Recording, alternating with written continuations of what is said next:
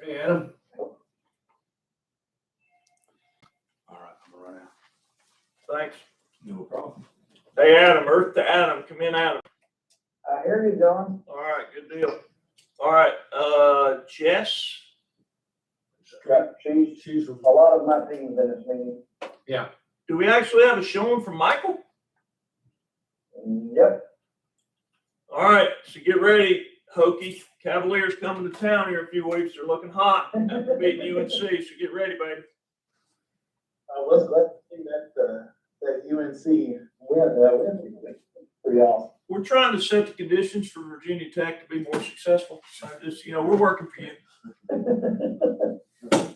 All right, Nita, okay, we got it. Michelle, we're tracking, and then we got Mount Rogers. Mason, you out there?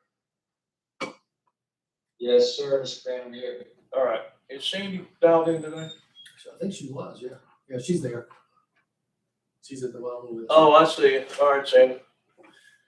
All right, what we got in the room here, we got Christian, our GIS guy, Tom Revel, Steve Boyer, and then John Fant. So that's who's here if you can't see us. All right, we'll go ahead and call the meeting to order.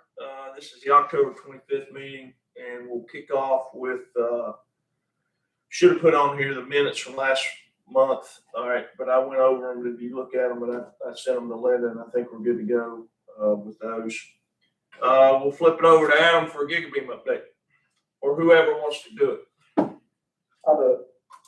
I've got the numbers here in front of me. I brought back up in case needed to get a question answered that I might not have in front of me. So as far as all the OLT sites for the fiber, all 17 of those are live, which I think we already knew that. Wireless And you're not having any trouble now with any of the OLTs. I mean, they're all working. No inspections left, no nothing. They're all live. We're doing, of course, individual drops and those things. We're battling, getting those installed. We've got, the right of way issues, the same thing. We're powering through those. Right. But as far as the OLT segments, the areas, all of them are live. Okay. The main line is good. Okay. So, do you want counts now, or do you want to? Yeah, go ahead. However you want to do it. I just want to make sure I understood. Okay. So we've got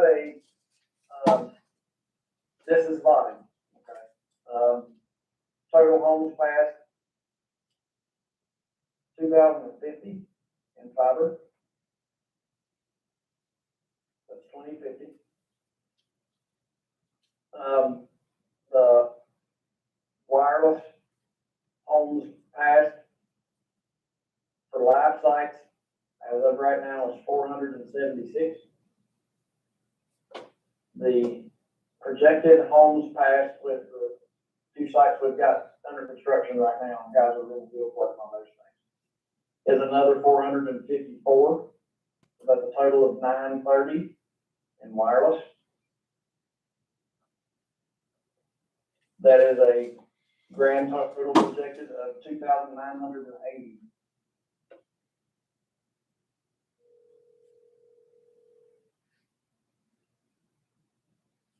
When do you think the ones that are projected are going to be?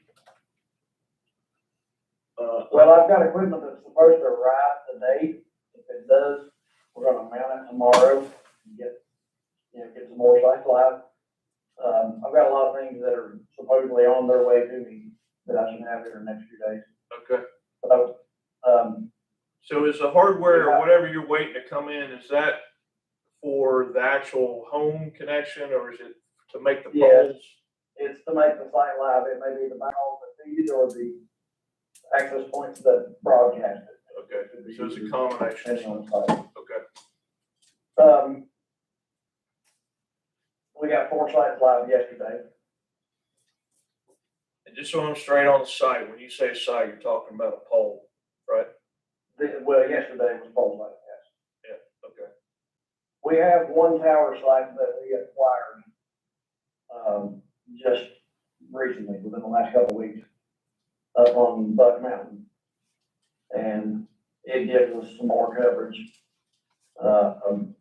in a hole that I need to fill. And I went and met with that guy and got the keys in the site and the agreement lined out and all those things. He and I, been swapping emails and got the particulars lined out as early as this morning, or as late as this morning still, so, we've got it all hashed out there, so we're gonna mount equipment to it tomorrow, assuming it shows up today like it's supposed to. I like this weather, it really helps pump stuff out. Is the Buck Mountain location, are those projected passings included in your numbers, your projected? They're in the projected numbers, yes. And they're pretty conservative numbers as well. Those are, when I did these projected passings numbers, I did, only in the project areas. I didn't count fuzzy numbers. I know at times DHCD has said it was okay to serve people who were, right outside the project area that are unserved and that type of thing. I did not count those. So if anything, the number goes up. Adam, one of the challenges I'm having with DHCD is definitions. When you say homes passed, what does that mean? We can provide them service. So they have no right-of-way problems, they have no terminal problems, nothing like Within that? if you talk about fiber, Yes. you talk about fiber, these are the ones that are in the path that we can reach with the standard procedures. I don't have to go through extraordinary circumstances. You don't have to do extra long splice drops together or whatever. These were passings that were, in the engineered print, in the drawing. And light was budgeted for those. So they're within the shape of the project area. Isn't your number of 2050 higher than what the project was designed for? Yes. Where And the are reason the that it got that extras way- coming from? I'm sorry? Where are the extras coming from? Those were, the count that was originally was 1760 that was in the shape.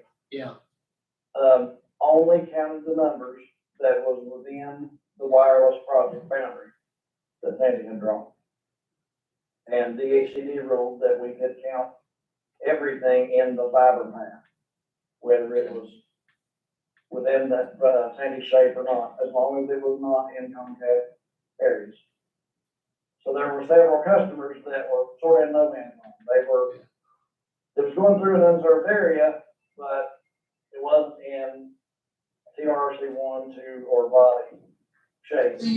So you're saying anywhere in the county within the fiber path? Excluding Comcast.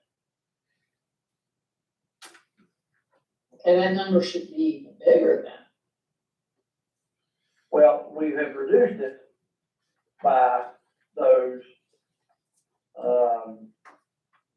extreme circumstances where like the power line infrastructure didn't lay out to where you could get fiber to the customer within 2,500 feet. We've talked about those before. So the 2050 is your estimate of all the locations in the county that will ultimately be served with fiber. In the body. That does not include the tobacco project, that's Body only. So you're going outside the body project area, but not in the TRRC 2018 or TRRC 2019, but everywhere else in the county within the fiber. Everywhere within that fiber path that we can reasonably reach, not counting the TRC areas and not counting Comcast. Within the body, everything that this reaches that is not, if it's near tobacco or whatever, then we have to divide those up. So even outside of that original body project area and outside of the tobacco areas, If it's in the fiber path, you're spending body money on it. We count, the DHCD rule that we can count everything in the fiber path.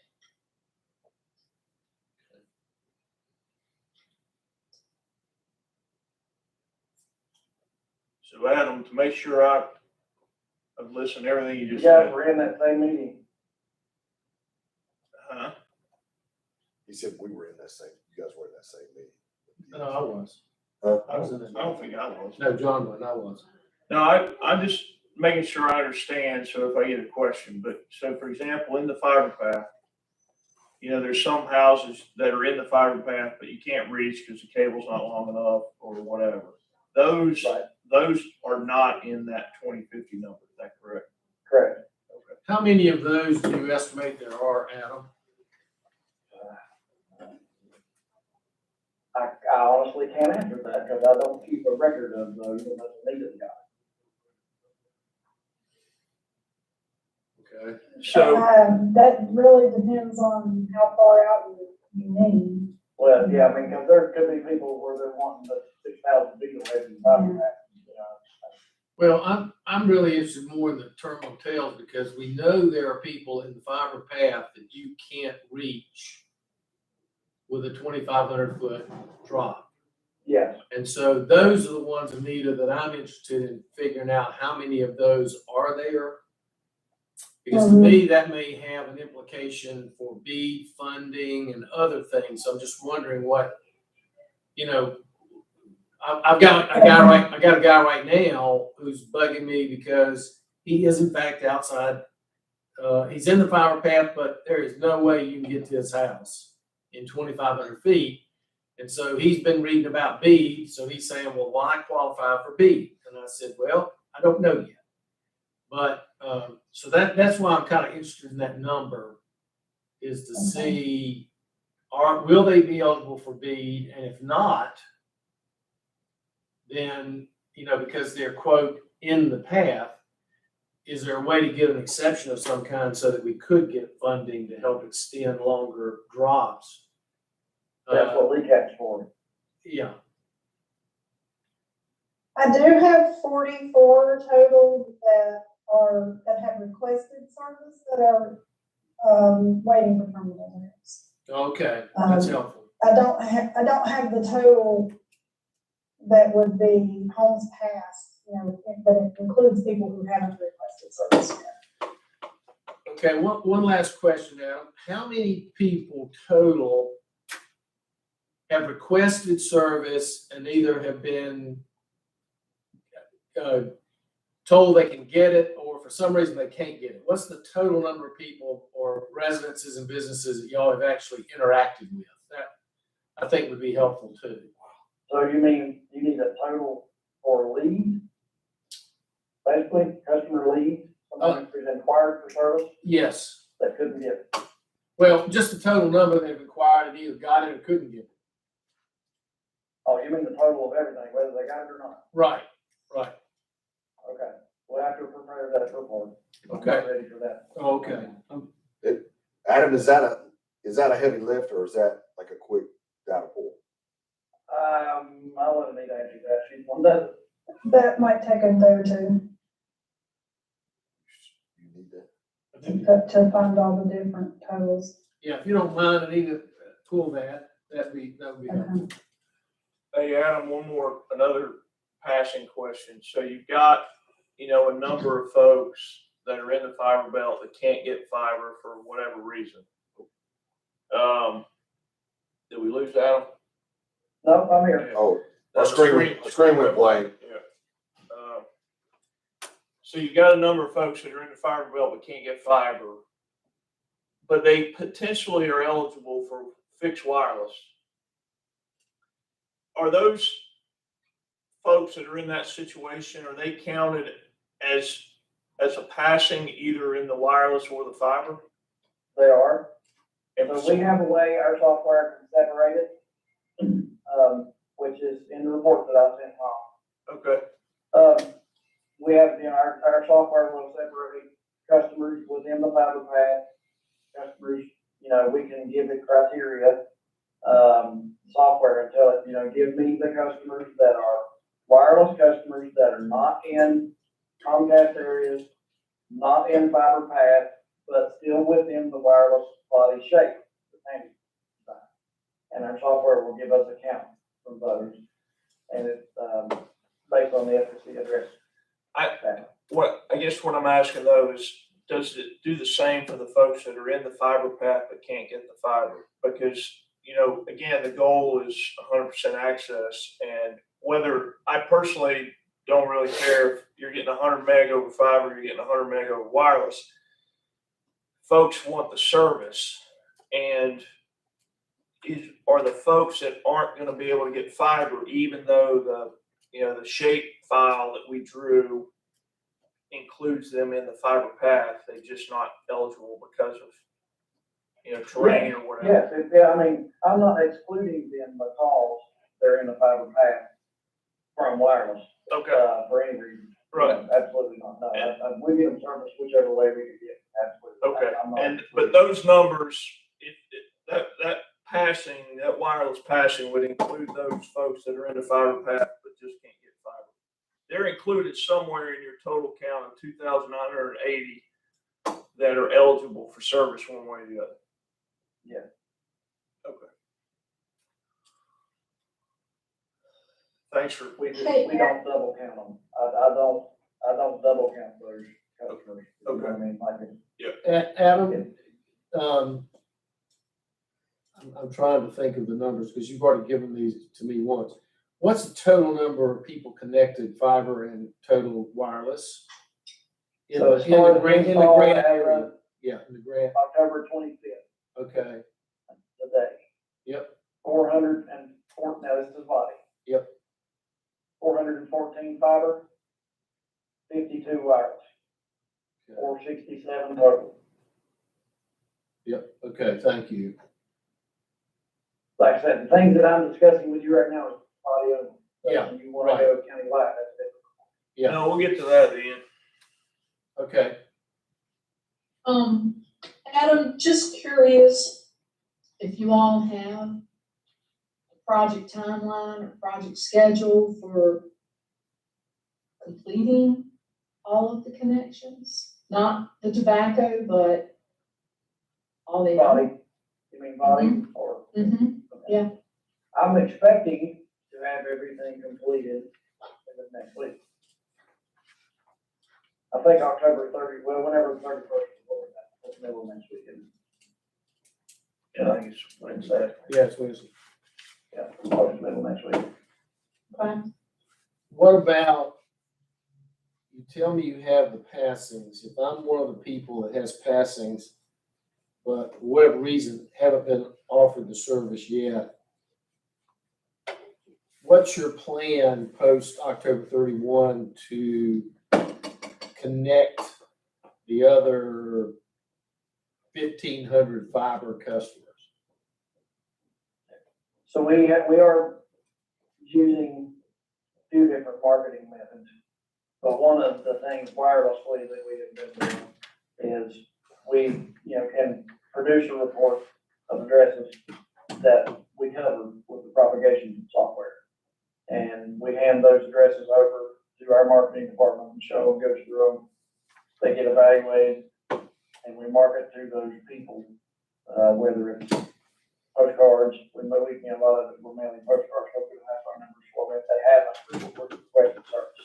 If they have called in requested service, then I've got to contact them. But if we don't, then we just have to mail a postcard or a flyer or something to the address that we have, basically in this database. How big a backlog do you have now of people who have requested and you just haven't gotten around to connecting them yet? So people that have requested, but we haven't hooked them up yet. Correct. Is that the question? Yes, sir. Bear with me just a second. Okay.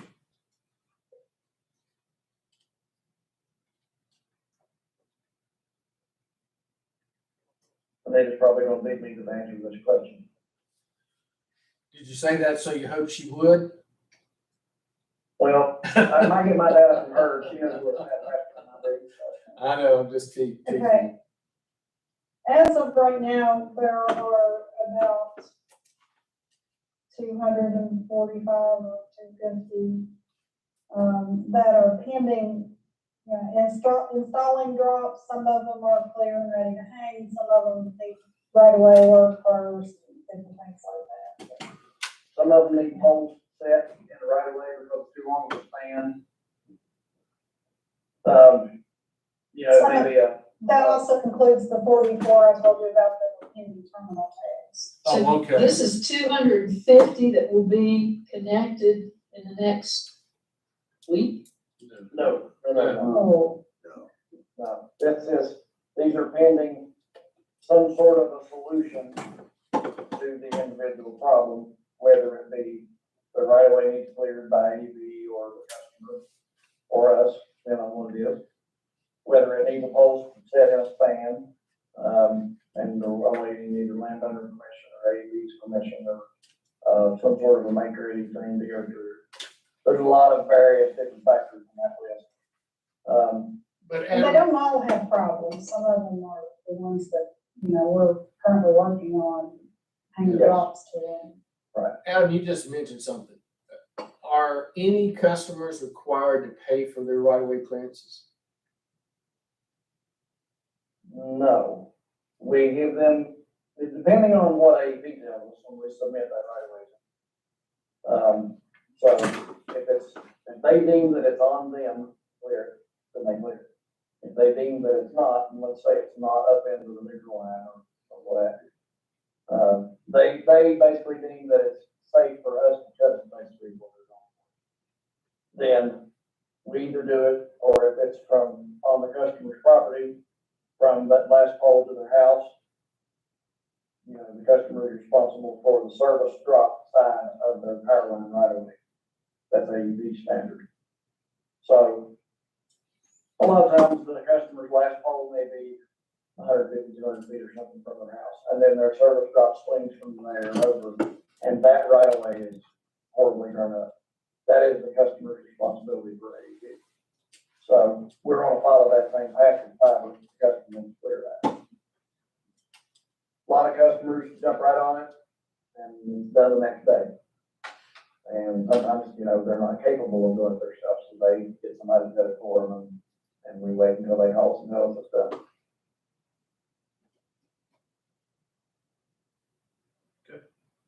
Anything else on the body? Mm. All right, Adam, good on body. Go ahead. So project overall, including tobacco,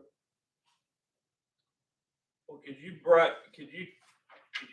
for my purposes, focus, let's tobacco 2019, white top, kind of general area, talk those numbers.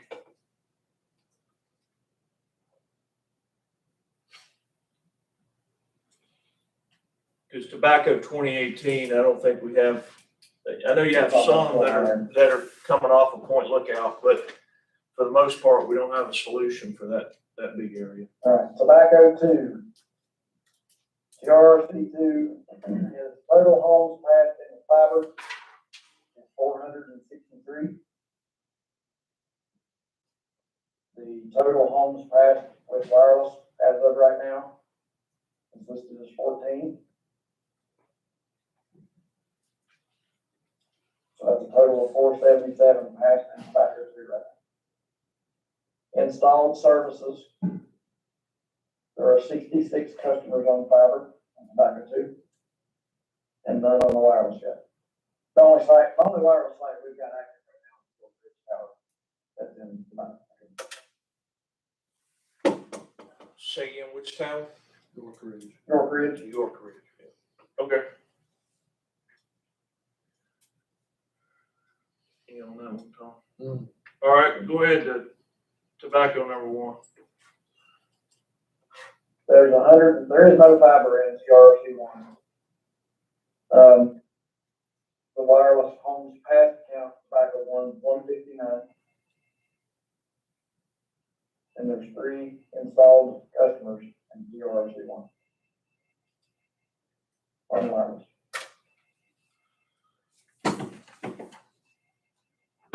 Those 3 are pretty elite Elite class right there. That's right. Yeah. Okay, on that area, several months ago, I think, I don't know if it was at the board meeting or this meeting, but you mentioned about different solutions since all the tower options seem to have gotten exhausted in that area. And you talked about possibly trying to do fiber. Any update on how we're gonna address Still that looking at- area of the county? Still looking at it, trying to get the most bang for our buck there. Not a ton of houses, nor a lot of funding. So, yeah, like I said, trying to get the most bang for our buck there. The tower on that, you know, that mountain that we tried every man on. I think that tower, the last projected wireless count we were gonna get off of that tower was only 30, something like 33, 35 customers. Of course, we were gonna try to relay off of that tower to the other tower. So that made it, the relay portion, the relay need for that tower was great as the customer had to sell off of that one, because it was gonna feed some other sites. So that's kind of why it needed to be where it did. Because at any of the other locations, you might be able to cover a few customers on that, but you're not gonna be able to relay and tie on things yet. So that's why we're leaning more toward fiber. When do you think you're gonna, I mean, again, this is back to the earlier point about B, right? I mean, if we've got an area that's unserved now, and there's an opportunity for additional funding to be able to do the fiber piece that you're talking about, when are you gonna have that ready to make a pitch if that's what you think you're gonna do? I don't think it's terribly difficult. However, whatever design work I do is just a suggestion, because it'll have to go through an engineer, you know, to do the light budgeting and everything, just like the body was. But we can lay out what we think needs to be done and turn it over to an engineer, and they go through that stuff very quick, faster than I would. So, but like I said, we're still looking at what, you know, the right way is to do that. So I don't have a definitive timeline on you, and then that would be ready. We don't know what documentation we're gonna need for BEAD yet, right? So Yeah. whether or not a concept or an actual engineering diagram is what we don't know. Adam, I do have one other question, going back to body. In your spreadsheet where you keep all your working notes, do you know how many customers need to pay to clear their last part of their right of ways? Do you know how many people there are in that situation? I think I have the data, but it hasn't been sorted to give you an accurate. She keeps up with each individual one as far as what the right of way issue is, but it would have to be sorted and prepared into a report for you. Can you do that? It'd probably take a few days, but yes. Anita was gonna get another number for me. Why don't you just put them all together and send them to me once? Okay, which you want, the ones the customer has to clear themselves? Yes, ma'am. Okay. I'm just thinking that might be something we want to look at. And then all the locations that have been assessed but not installed. Gathered is what we call that, yes. Okay. Okay, so then could you roll us up now the totals for the county, please? We'll start with fiber and connected and passing, just do it in that order.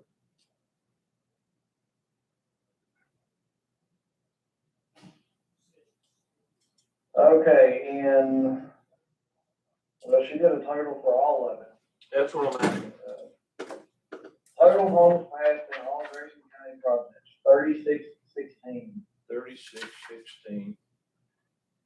Is that total passing wireless and fiber? Yes, Okay, in all 3 grant areas. got it.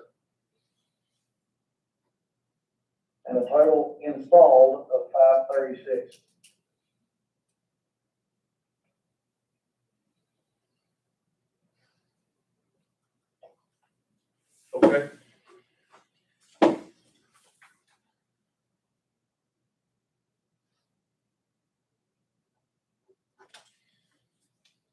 Anything else, Adam?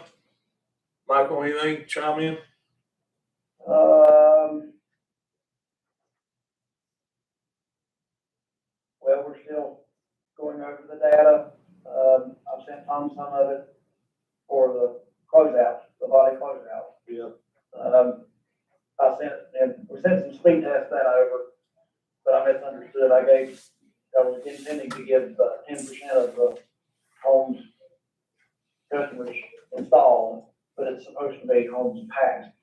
So we have to do some more speed tests to meet that 10% number. But Steve said the last round of speed tests go out tonight, and then we'll have that data for you tomorrow.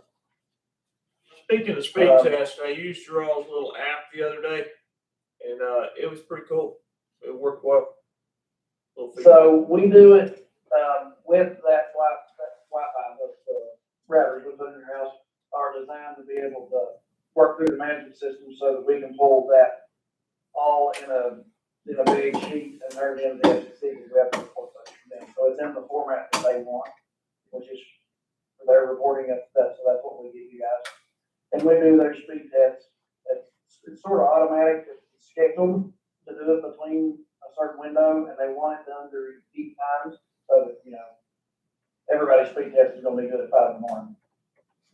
But during, you know. I can tell you mine's not, but I ain't on your system. Okay, let's put it this way, it's gonna be better Adam, did the report that you sent Tom, did it include the number of businesses, the number of anchors connected? it hasn't yet because Tom and I were still working out this morning what was a community anchor. And I think we've decided there was 5 body that was a community anchor. I can give you, which I'll put this in the report too, and I'll read this to you because he did break it down, the residents and businesses. If you use the FCC's determination on their data set, for wireless only, we have a total of 930 homes protected past. 156 of those are considered businesses. 51 of those are considered hybrids. So it's a home business or a building structure that has both. And then the remaining 723 are residences. That is wireless. That's not included. So we're still putting that data together for you, but that's how we're getting it. The Okay, so FCC, Andy, this is what's tricky for us. The FCC does not consider community anchor institutions as broadband serviceable locations. Okay, they sort of laid it out like a CAI would be somebody who would want a bigger circuit, you know, like a enterprise grade circuit. So they didn't even include them into that separation as residential businesses when you look at their data set. So it was. So what about like post offices or VDOT offices? They don't count those. Now, when you talk about the definition of that, you know, for Amar, basically, he was explaining to me that, schools and libraries and of course your rescue squad, fire department, EMS type stuff. And he said you could include churches if they do like community outreach programs and things for the communities, but we know that all churches don't do that. So you have to pick and choose.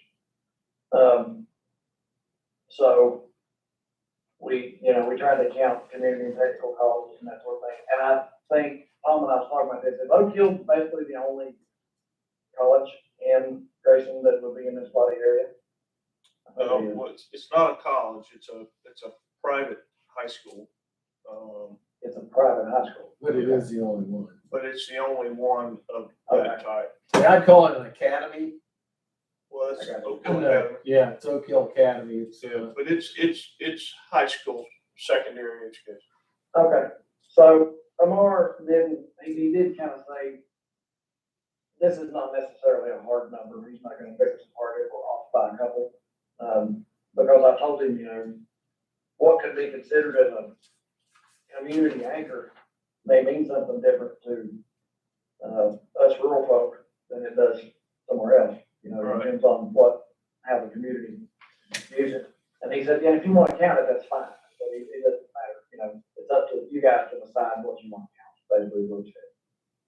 So I'm just trying to get the ones counted, for Grayson's benefit. So what Grayson deems as a community anchor for that area, that's what we will count.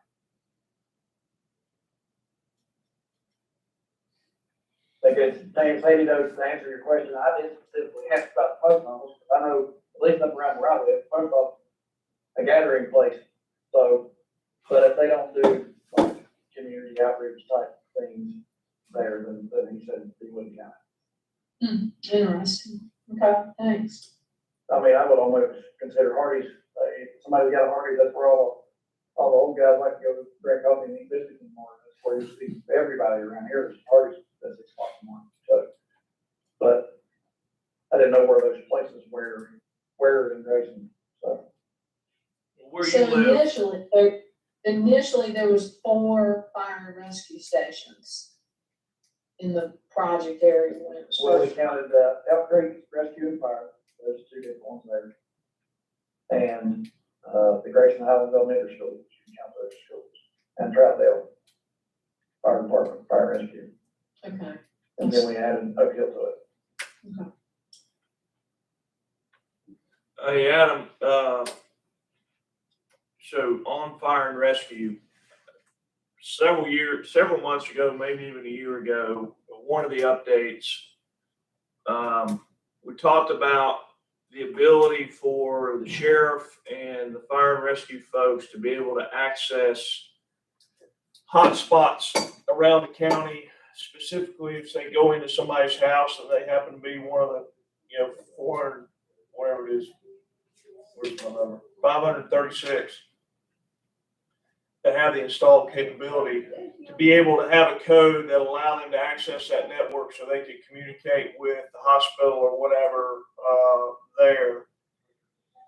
Is that ability, is it there now, and how do we need to then get that information and start disseminating it to our agencies for them to be able to learn how to use it and then implement it?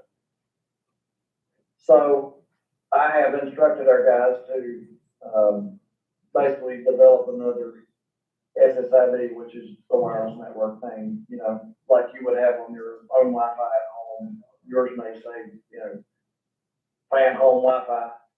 We make one that says something, that is beneficial to them, whether it's Grayson EMS, whatever it is. And we can do that network wide across all of the routers that we have installed in the customer's house. Our managed equipment, we can do that through our management system and put that wireless network in there so that those first responders, police, whatever it is, have access to that.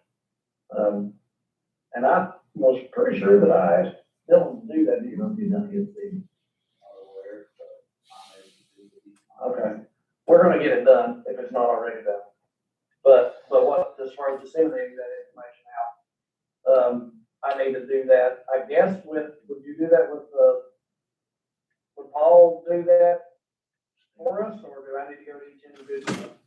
No, I'm gonna ask, so the question was about EMS accessing the hotspots or the thing.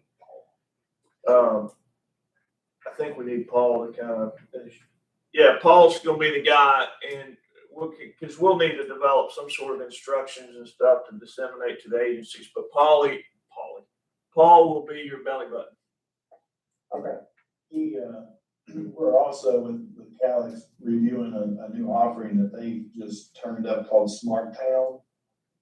Basically that works over top of our wired Wi-Fi network, to do this very same thing in a more managed sense. It's still kind of beta, but we've signed up to be a beta tester for them. Okay. I'll put a link in the chat here so you can see what I'm talking about. Once that goes active, it'll make this easier to manage, because basically it'll be a matter of registering their devices by Mac or whatever. So we'll go to a fire department and their laptops there or their phones or whatever, they use. We get those registered and then it'll automatically connect basically anywhere there's a Wi-Fi service. But that's still being developed. Like I said, I don't know when it'll be full-fledged, but we're definitely in front of that, trying to do it because it definitely fit very well and the very thing we're trying to do for you here. And we want to do that actually throughout our whole footprint. So, every project we do in the future. And who should Paul contact? You mentioned a guy named Dylan. Well, they'll one of my network guys.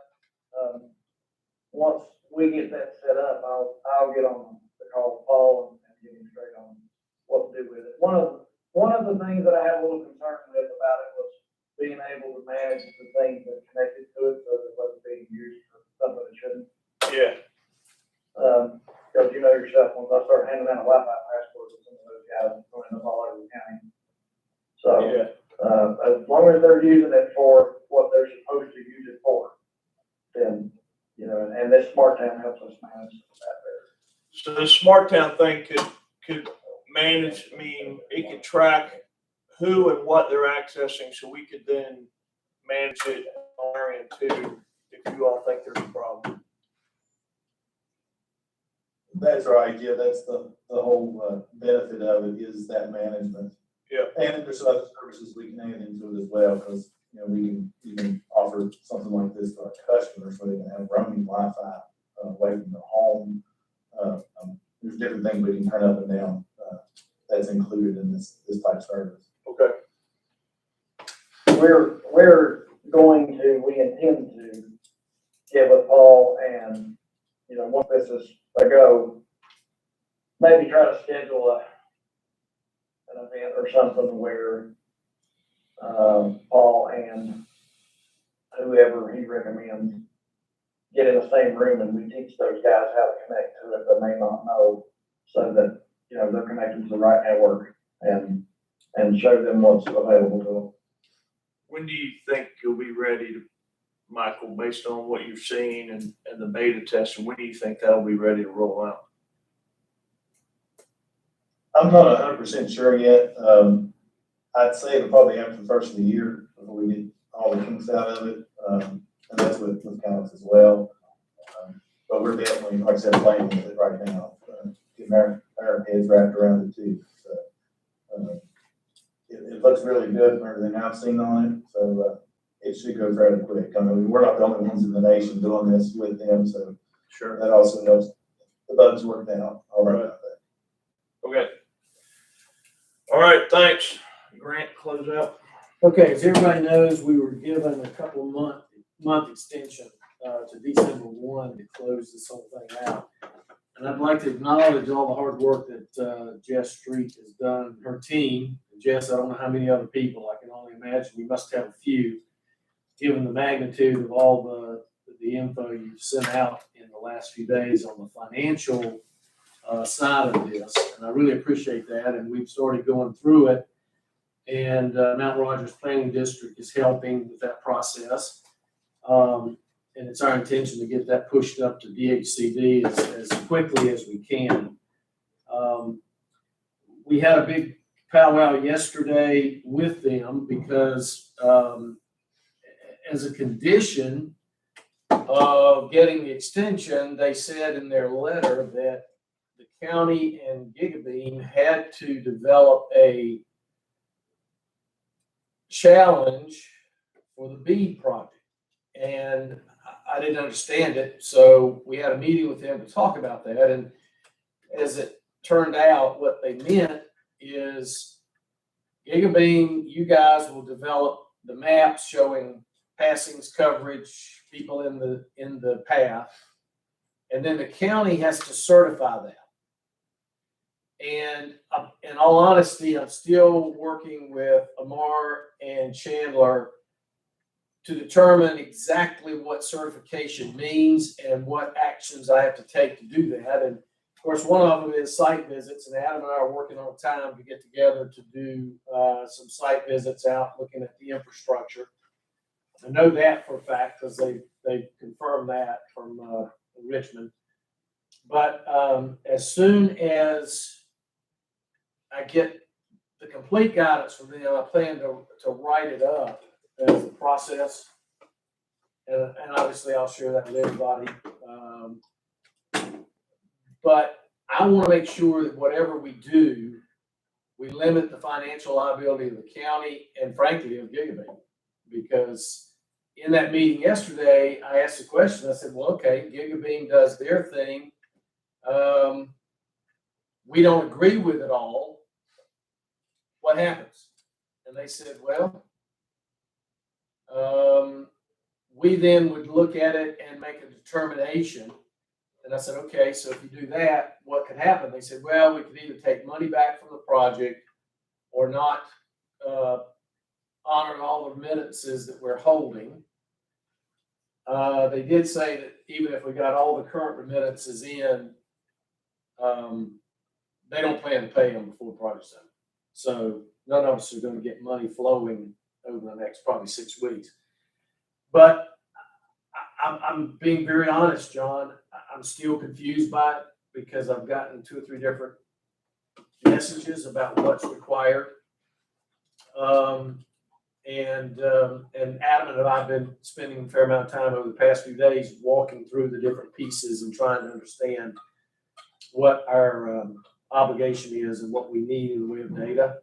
And we're still working on that. And so. We're kind of in crunch time, right? I mean, Well, we're we are. getting pretty darn close. Yeah, but as long as we get the remittances in, they told me about the 10th of November, they'll have to honor them. Now, they may decide not to pay them all, but they have to, they can't. What they told us before they gave us the extension was any remittance that was filed after October 1st would not be paid. So obviously that's why Stephen went out and talked to them and we put the letter in and thank goodness they honored it. So we plan to meet that self-imposed deadline by DHCD. And the real issue outstanding is certification. I'm still not 100% clear. I'm closer than I was last week, but I think hopefully after another week, I may have the process defined closely enough that they can say yay or nay to it in writing, which is my goal. There've been a lot of changes in definitions and changes in process and all that over the past year. And I just want to make sure that it's clear in writing so we can honor it and do a good job.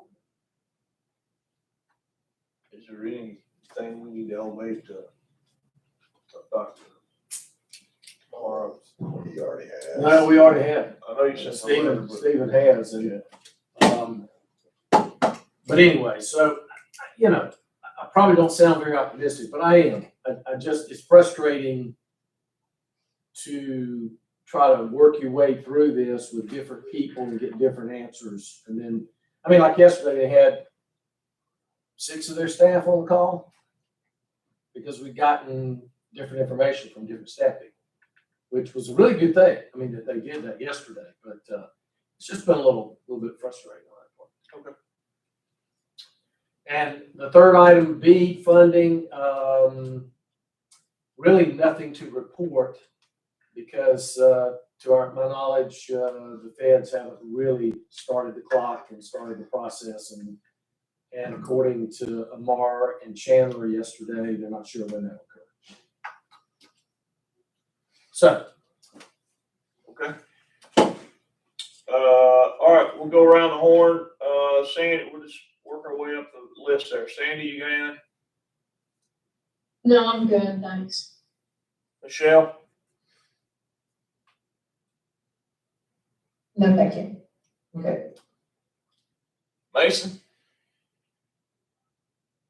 I'll just say that, once this information starts coming in, as far as the closeout report, that I just asked that I be copied on it. I can keep track of that and, update it in cans as we go, whether it's the speed test or the shape files or, additional match documentation, whatever it may be.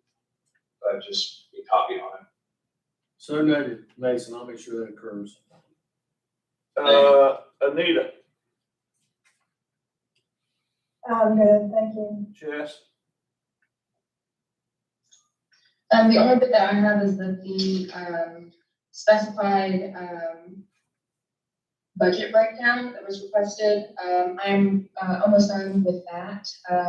Another spreadsheet that's coming, in addition to what I've already sent, Tom, for y'all to reference. It's a little bit more detailed, than what's already been sent. So hopefully that will, help you all, reference some of these invoices a little bit better as well.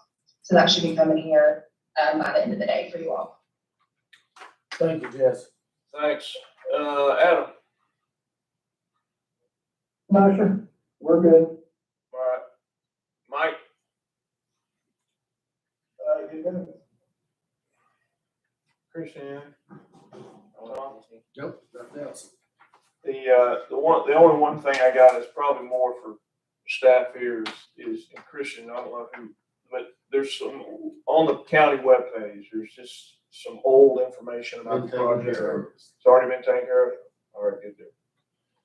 I think that's it. We'll, I'm headed to the Wire Road meeting next, and then, I guess we'll see y'all on the, out about the county, and then, here in the meeting at the end of November. So. we'll John, work I on- haven't heard a word from Matt with Wire Road since he gave us the keys to the site. I have no idea if the agreement ever got discussed or anything.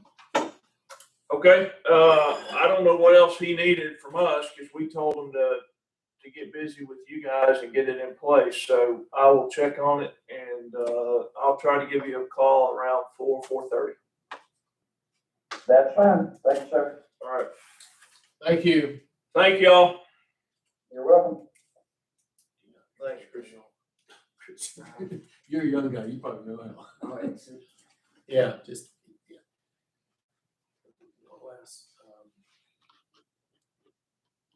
yeah, yeah, there it goes. Thanks. See, here's the crux of this whole